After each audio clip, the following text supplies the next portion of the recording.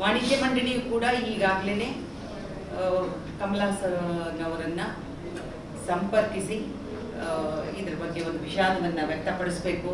ತಪ್ಪಾಗಿದೆ, ಕನ್ನಡಿಗರ ಮನಸ್ಸಿಗೆ ಕನ್ನಡಿಗರಿಗೆ ನೋವುಂಟಾಗಿದೆ ಅನ್ನುವಂಥ ಮಾತನ್ನ ಈಗಾಗಲೇ ವಾಣಿಜ್ಯ ಮಂಡಳಿ ಕೆಲಸ ಮಾಡ್ತಾ ಇದೆ.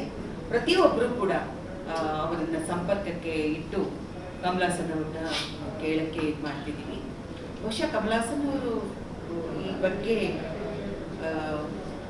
ಅವರ ಒಪ್ಪಿಗೆಯನ್ನು ಹೇಳಬೇಕಾಗತ್ತೆ.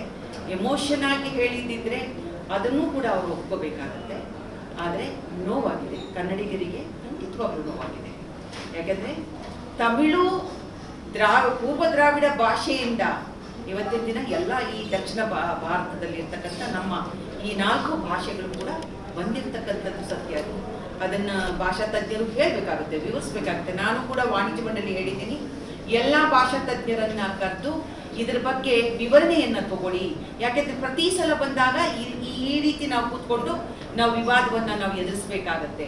ಯಾರು ಕೂಡ ಲಘುವಾಗಿ ಕನ್ನಡ ಭಾಷೆಯ ಬಗ್ಗೆ ಯಾರ ಹೊಟ್ಟೆಯಿಂದ ಯಾರು ಬಂದಿಲ್ಲ. ಅಕ್ಕ ತಂಗಿಯರು ಅಂತ ಹೇಳಿದ್ರೆ ನಮಗೆ ಬೇಜಾರಾಗ್ತಿರಲಿಲ್ಲ. ನಾವು ಯಾರ ಹೊಟ್ಟೆಯಿಂದಲೂ ಬಂದಿದ್ದಲ್ಲ, ಸ್ವತಂತ್ರವಾಗಿ ಬಂದಿರತಕ್ಕಂಥದ್ದು ಕನ್ನಡ.